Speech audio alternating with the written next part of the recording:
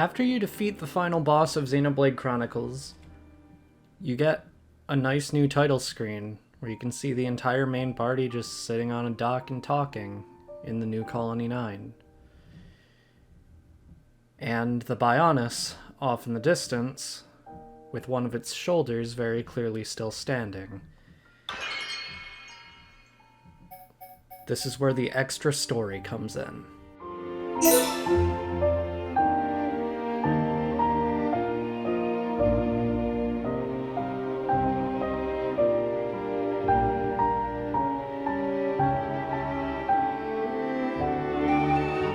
If you have not watched my Let's Play of Xenoblade Chronicles, or if you have not beaten the game yourself, or if you haven't watched any other Let's Play of Xenoblade Chronicles, leave. The very beginning of this game, of this little mini-story for the epilogue of Xenoblade Chronicles, spoils the very end of the first game. Spoils the final boss, it spoils what's directly after the final boss. It's a good idea to play the first game. Well, I'm gonna consider Future Connected like a separate game whenever I talk about it, but it's not. But yeah, if you haven't experienced the base game of Xenoblade Chronicles, I would not recommend watching Future Connected. Can't turn on casual mode right from the menu, as is usual at the very beginning here. That's fine. A lot of people don't like Future Connected, at least not in comparison to the base game. I love Future Connected. This is one of the few times where I 100%ed a Xenoblade thing on my first playthrough. Because I didn't do that for the base game, I didn't do that for Xenoblade Chronicles 2, I didn't do that for Torna, and I didn't even do that for Xenoblade Chronicles X, which I haven't beaten yet, so obviously I've only gotten through like an hour and a half of that game. But anyway, there is a lot to love about Future Connected. And if you were disappointed with the lack of a happy ending for Melia, you'll love this. Let's begin. That symbol. Today, we use our power to fell a god, and then seize our destiny!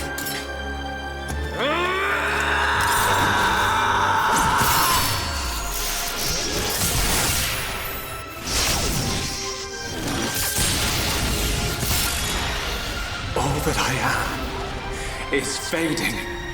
The memory of a god's existence, born from the chaos of creation. It is vanishing.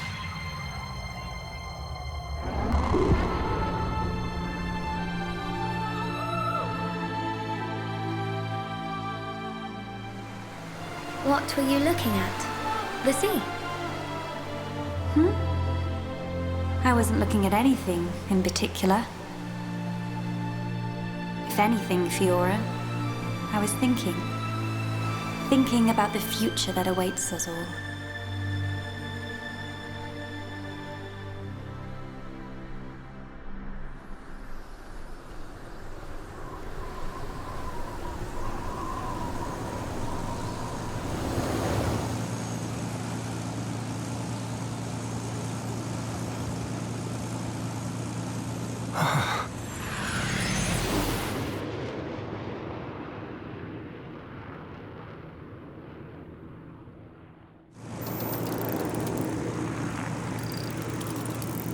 There it is.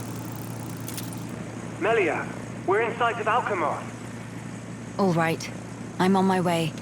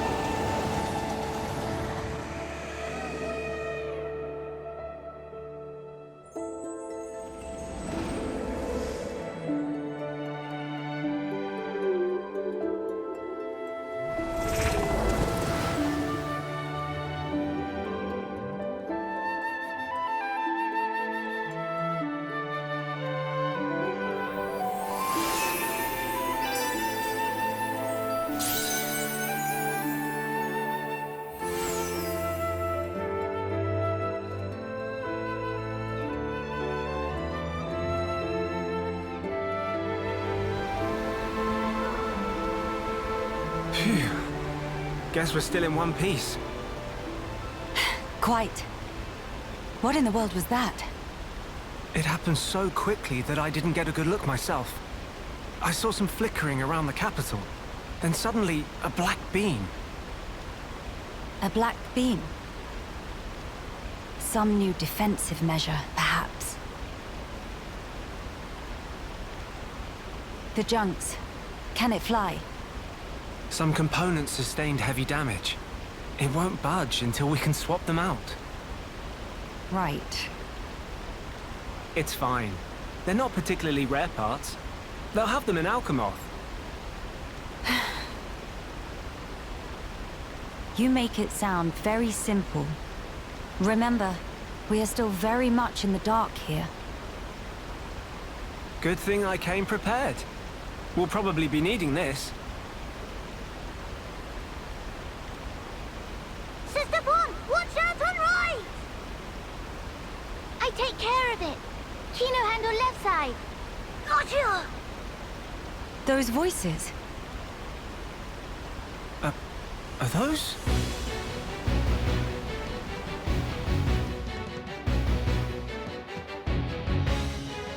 It's Kino and Nene. What are they doing here? Shulk, we must help them. Of course.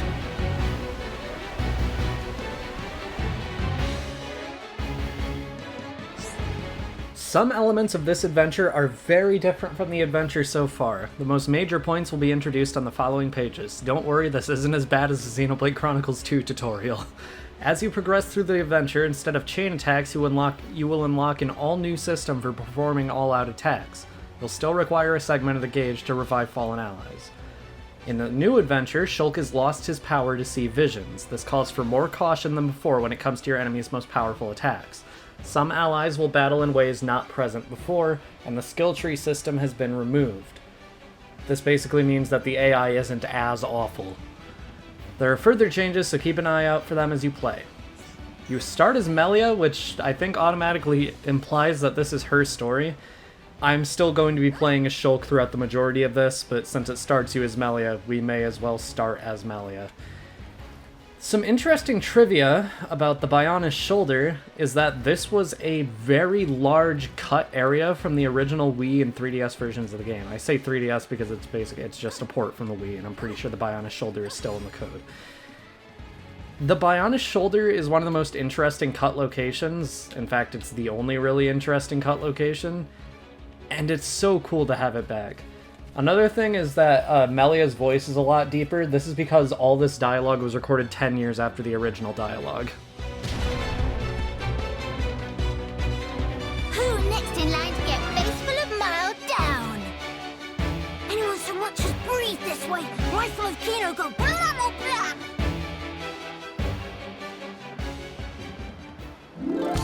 Kino, Nene, are you hurt? Let us help too. Miss Melia, Mr. Shulk! How very welcome. More is always merrier.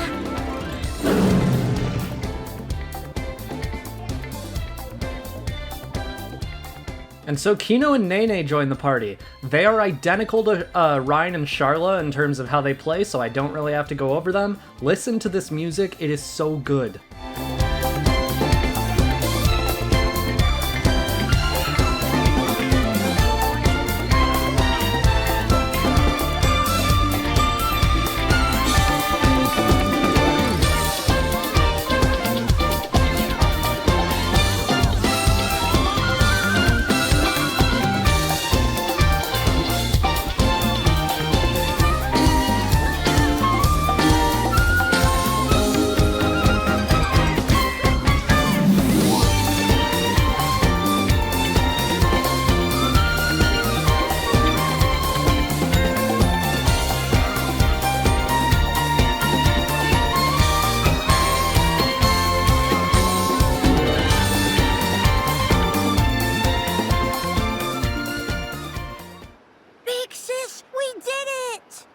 Jovy's good one, Kino.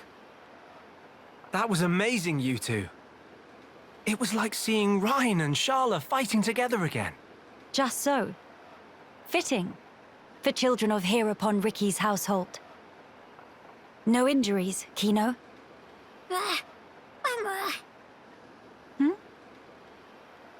Nene, very, very sorry. Kino, not so good with strangers. Oh, really? Most interesting. Please do not take personally. If we stay here, there is a risk of another attack. We should move to a safer location. Very well. Is this acceptable? Plenty acceptable. Right. Let's go.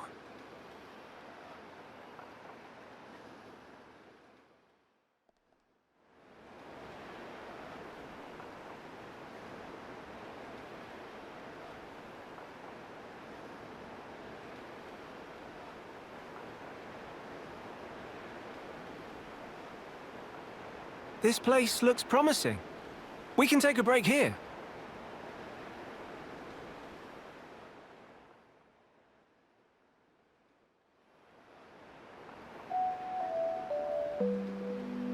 So tell us, what were you two doing out there? Rather, how did you even get here at all?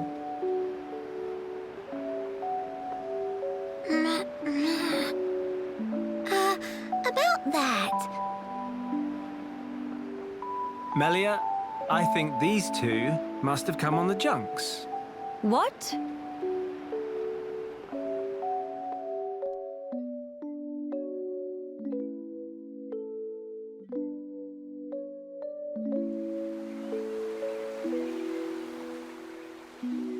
Are you quite sure, Shulk? When you consider their relative positions, I think it's quite credible. The capital, on the Bionis shoulder. So,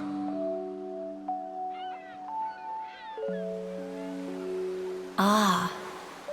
So that is where the junks comes in, then. I appreciate it. But even though we won peace with Zanz's defeat, the rebuilding continues. Much remains to be done. I realize that. And I also know that you've been putting in every effort. So why then? If the capital is on the shoulder, there are people there. I thought you'd want to go. Shulk. That's... We could be there and back in less than half a day. Mama? Me.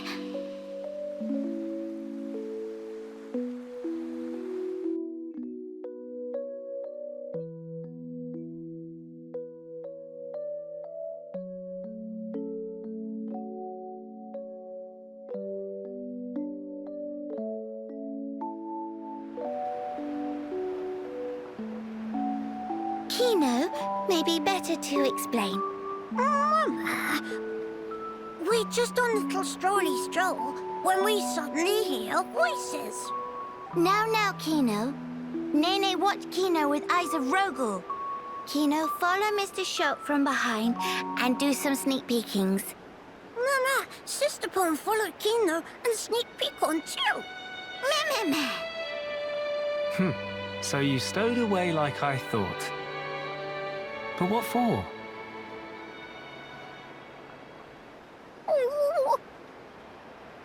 Kino always look up to Dedapon. Want to become mighty Heropon too. I'm certain Ricky would be most proud. But how did that lead to you boarding our vessel? He see opportunity to help people who in trouble. That way can become friends with people everywhere. Mighty Heropon make friends with every toe step. Or so Dedapon say, at least. I see. That does explain things. Many sorries.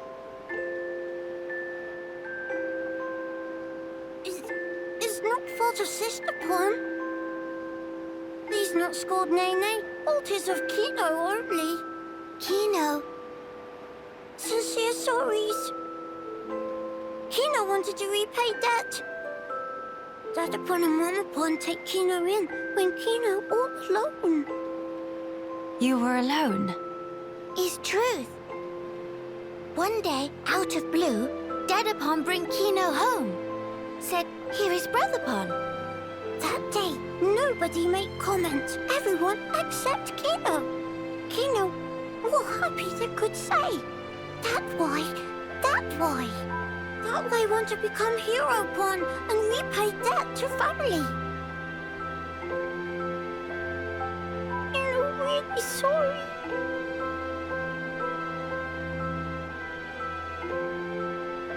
Kino, you do your family honor. Yours is a most noble sentiment. I am utterly certain that Ricky and Oka are proud of you too.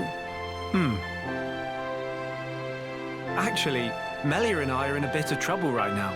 We could use the help. For really? Uh-huh. Oh, Kino must. You really twist wing. But fine, we'll allow to be sidekicks of Kino. Kino? Wrong word. Supposed to say friends.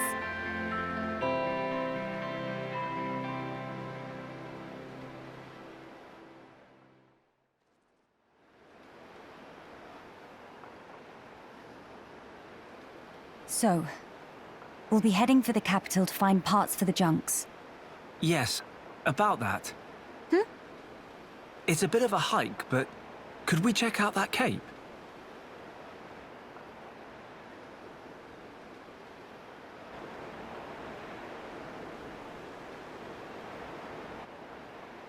Explain. I'm a bit concerned.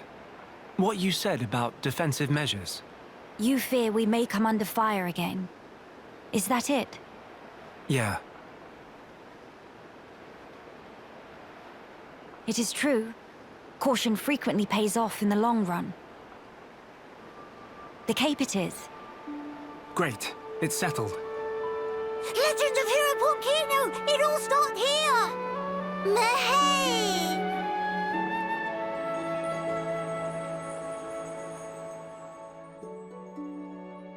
The event theater has been added to the title screen, whatever. This was in the base game.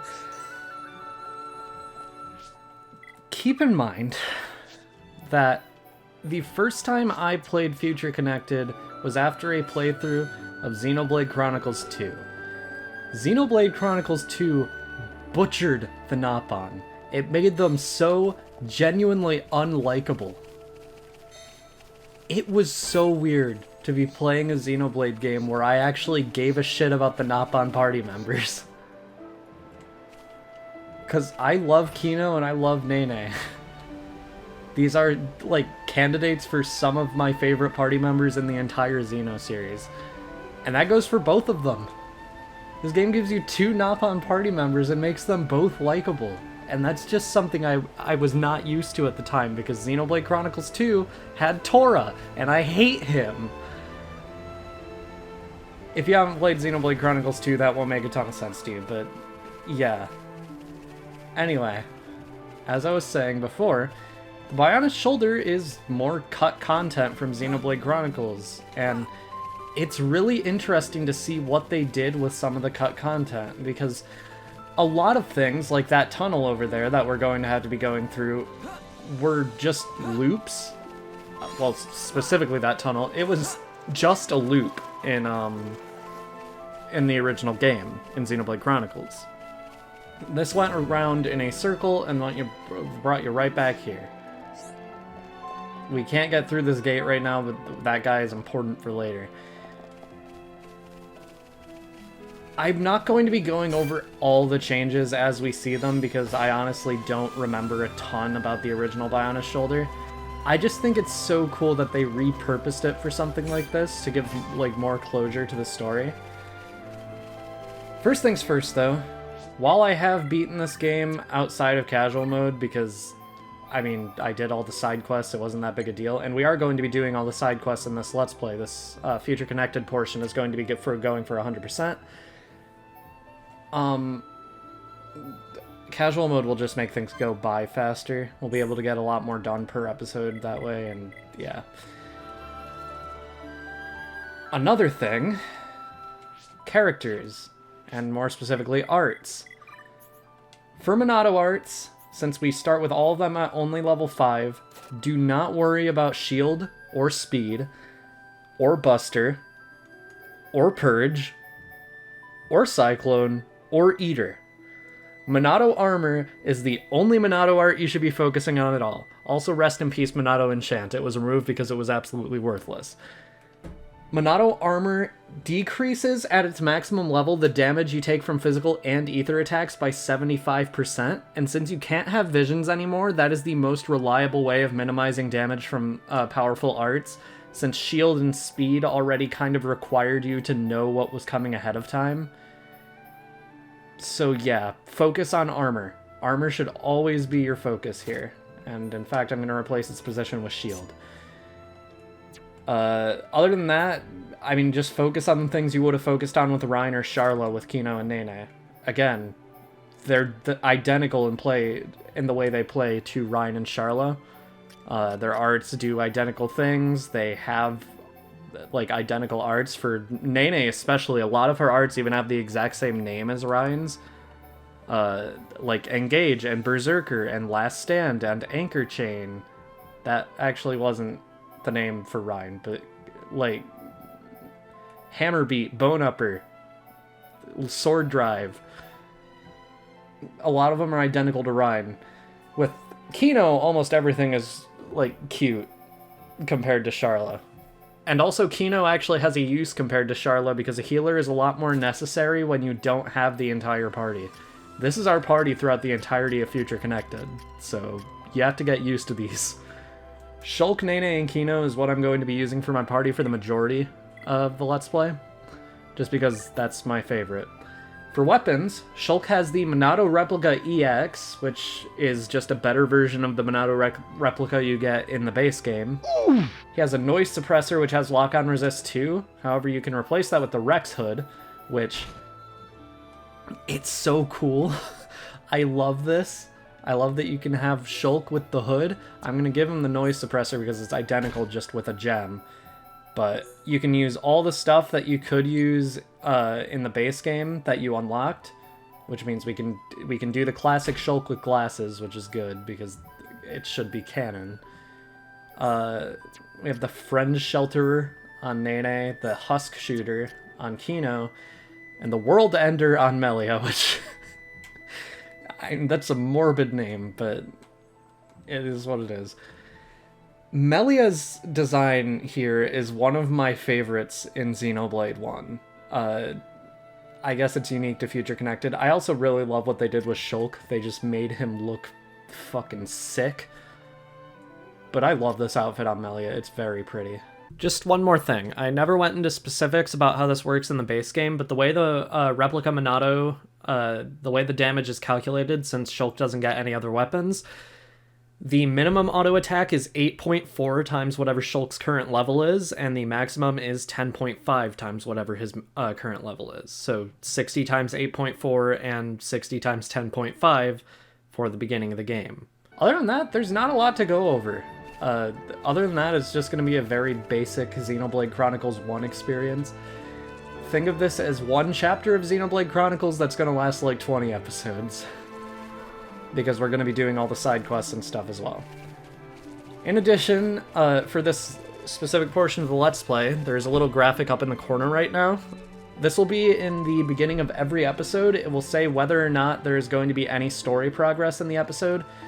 Most of the time there will be, but I know a lot of people aren't going to want to watch episodes that are purely side questing, so in the case of those, I do just want to have that there.